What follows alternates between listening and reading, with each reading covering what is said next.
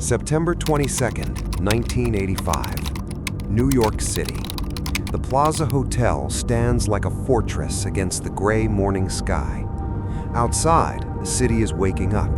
Taxis are splashing through puddles.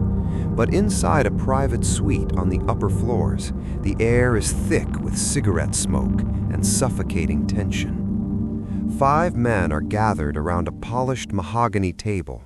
They are the finance ministers of the 5 most powerful economies on Earth: France, West Germany, the United Kingdom, the United States, and Japan. They are not here for brunch.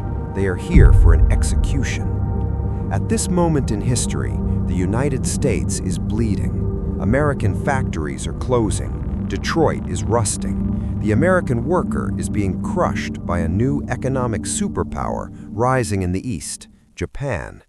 Japanese cars are better. Japanese electronics are cheaper. Sony has just bought Columbia Pictures. Mitsubishi is buying Rockefeller Center. To the average American, it feels like the sun is setting on the west and rising in the east. Across the table, James Baker, the US Treasury Secretary, looks at his Japanese counterpart, Noboru Takeshita. Takeshita is confident. His country is winning. But Baker has a weapon that no army can fight. He has the reserve currency. Baker slides a document across the table. It is the Plaza Accord. It is a demand that Japan essentially sabotage its own economy. The agreement forces Japan to strengthen the yen, making their products twice as expensive for Americans to buy. It is a death sentence for Japanese exporters. Takeshita looks at the paper.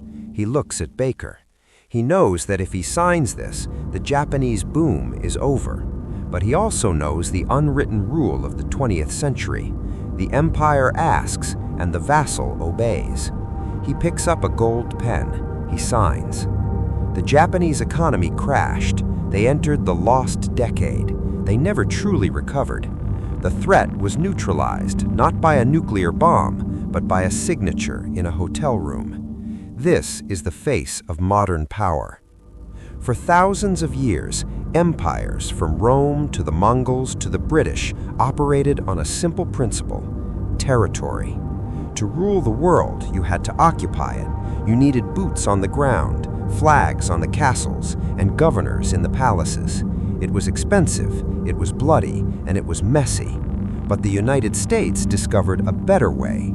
They realized that you don't need to own the land if you own the wiring. You don't need to govern the people if you control their bank accounts.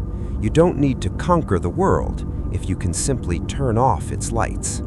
Over the next hour, we are going to deconstruct the most sophisticated machine of control in human history. We will peel back the layers of the global financial system, the hidden map of undersea cables, and the shadow wars that enforce the order. This is not a story about conspiracy theories. This is a story about logistics. Welcome to the Invisible Empire.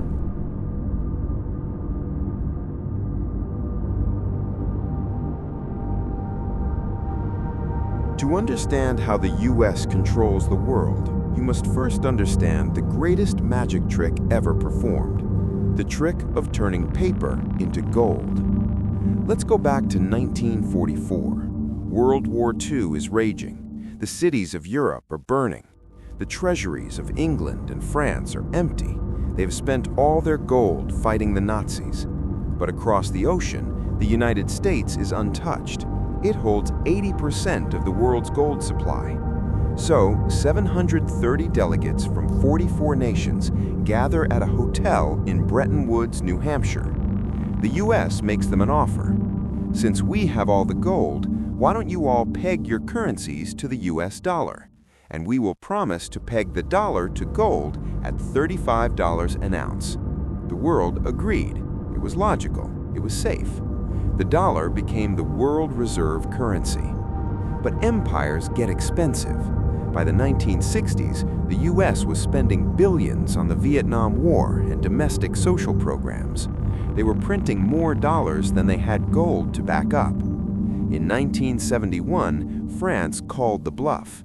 They sent a warship to New York Harbor to redeem their paper dollars for actual gold bars. President Richard Nixon panicked. If he gave France the gold, the vaults would be empty. So on August 15, 1971, he went on television and changed the world forever. He suspended the convertibility of the dollar into gold.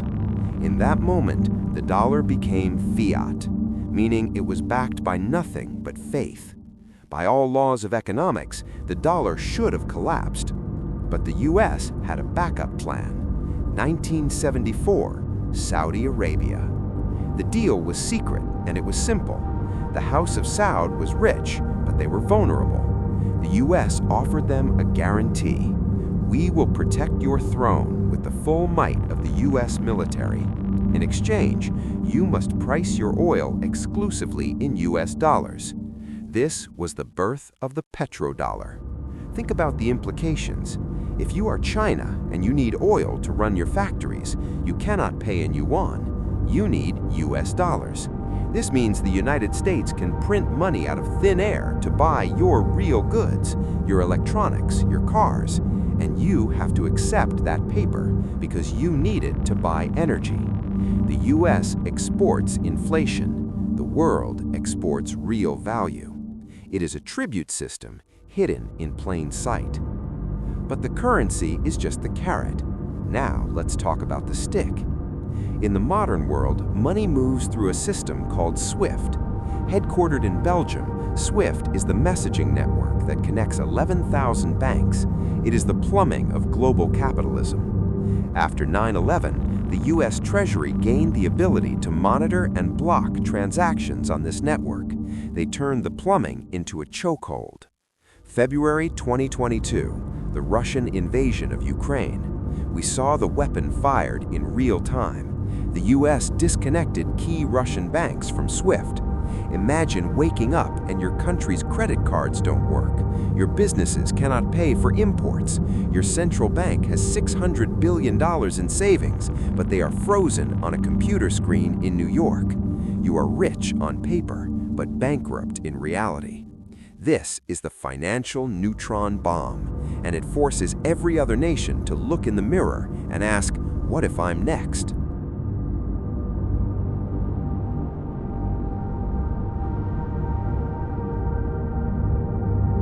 Financial power is fragile. It relies on faith. Sometimes you need steel. If you look at a map of military installations, you will see a web that covers the planet like a spider's nest. The United States maintains approximately 750 military bases in 80 countries. No other nation in history comes close. The Romans didn't have this. China has one major overseas base, 750 to 1. Let's zoom in on one of them, Diego Garcia, a tiny foot-shaped coral atoll in the Indian Ocean. In the 1960s, the US forcibly removed the native people to create the unsinkable aircraft carrier. From this one rock, US bombers can reach the Middle East, Africa, and Asia without refueling. This is the strategy of lily pads. The US doesn't want to govern Iraq or Afghanistan. That's too hard. They just want small, fortified islands of sovereignty where they can launch drones and listen to your phone calls. But the true purpose isn't just fighting wars, it's protection. 90% of all global trade travels by sea. These ships must pass through specific bottlenecks: the Strait of Malacca, the Suez Canal, the Strait of Hormuz. If you block Hormuz, the world runs out of oil in weeks. If you block Malacca, China's economy stops in days. Every single one of these choke points is constantly patrolled by a US carrier strike group, a nuclear-powered aircraft carrier, cruisers, destroyers, and a submarine. It has more firepower than 70% of the nations on Earth combined. This is a mafia protection racket on a planetary scale. As long as the US Navy controls the oceans, free trade exists only by American permission.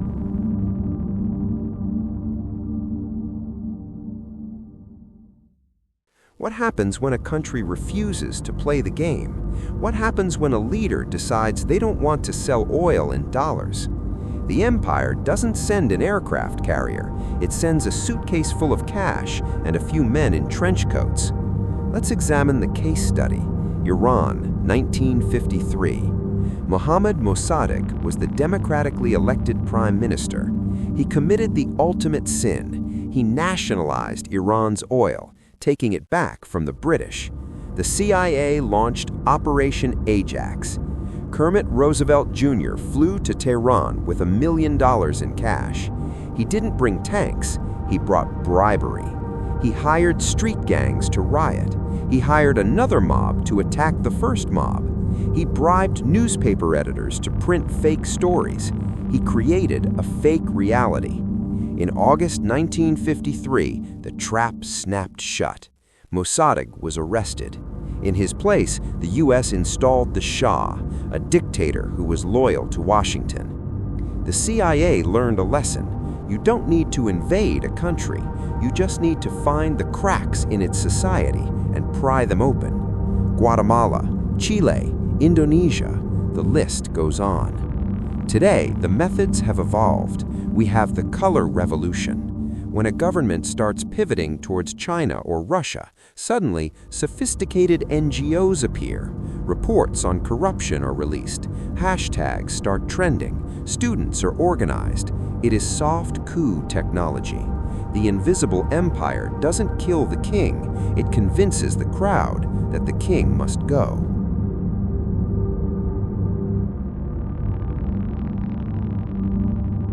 In the 19th century, power was land. In the 20th century, power was oil. But in the 21st century, power is the pulse of data, the billions of packets of information that zip across the globe every microsecond. We are told that the internet is a cloud. We imagine it as something ethereal, floating in the atmosphere, belonging to everyone and nowhere.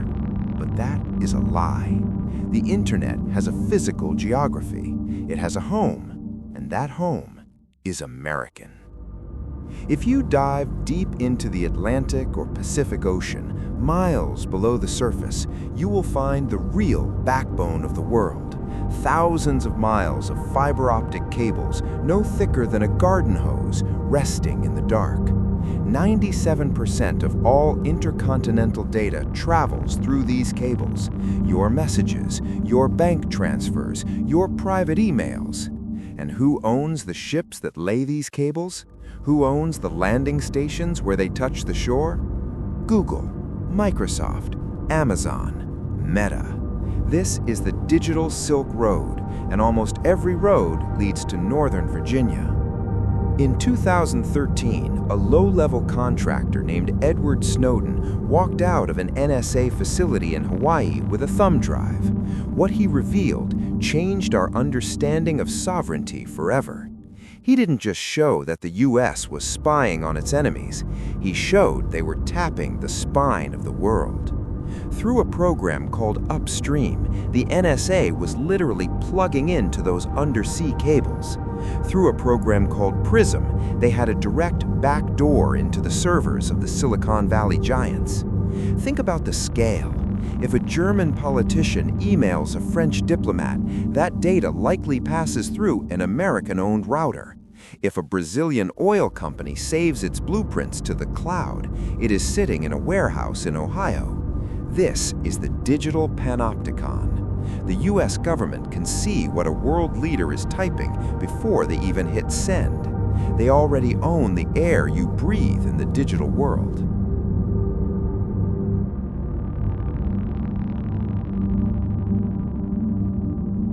But an empire cannot survive on surveillance and threats alone.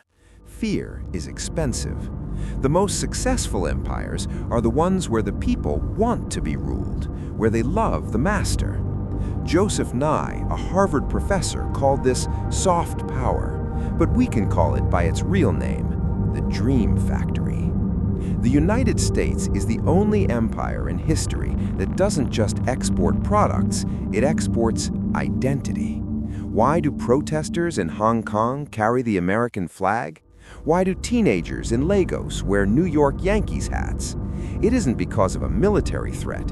It's because Hollywood, Netflix, and Spotify have captured the moral imagination of the planet. For 80 years, the US has sat at the center of the world's storytelling. They have defined what cool looks like. They have defined what freedom feels like. They have defined who the good guys are. Watch any global blockbuster. Who is the hero? The rugged American individualist. Who is the villain? Usually someone with a Russian, Arabic, or Chinese accent. This isn't just entertainment, it is narrative warfare. You are learning to associate the West with the future and the rest with the past. You don't need to occupy a country with soldiers if you have already occupied the minds of its youth. If the children of your enemy grow up dreaming of living in Los Angeles, you have already won the war. But every empire, no matter how invisible, has a shelf life. The Romans thought their roads would last forever. The British thought the sun would never set. The United States thought the end of history had arrived in 1991. But machines that run too hot eventually melt. Today, the gears of the invisible empire are starting to grind. First, the world is building a counternet. China, Russia, and the BRICS nations have realized they're living in a trap. They're tired of the dollar weapon. They're tired of the SWIFT weapon. China is laying its own undersea cables. They are building their own GPS, the Beidou system. They are trading oil in yuan. The invisible part of the empire is becoming visible, and once people see the wires, they start trying to cut them. But the bigger threat is internal. The invisible empire was built on trust that the US was a neutral arbiter. But as the US tears itself apart through polarization, as its debt reaches $34 trillion, that trust is evaporating. The vassal states, the Japans, the Germanys, the Saudis, are starting to wonder, is the protector becoming the problem? We began in a hotel room in 1985, watching a Japanese minister sign away his country's future. We have seen the gold, the oil, the bases, and the cables. We have seen how the United States created a system so perfect that it didn't even look like an empire. It just looked like the world. But history is a graveyard of perfect systems. The American empire may not end with a bang. It will end when the wires are finally cut, when the world stops using the dollar, when the dream is no longer American. And on that day, the invisible empire will finally become visible, and we will realize that we were never just citizens of the world. We were passengers on a ship we didn't own, powered by a machine we didn't understand, heading for a destination we didn't choose. The system is still running, for now, but keep your eyes on the wires.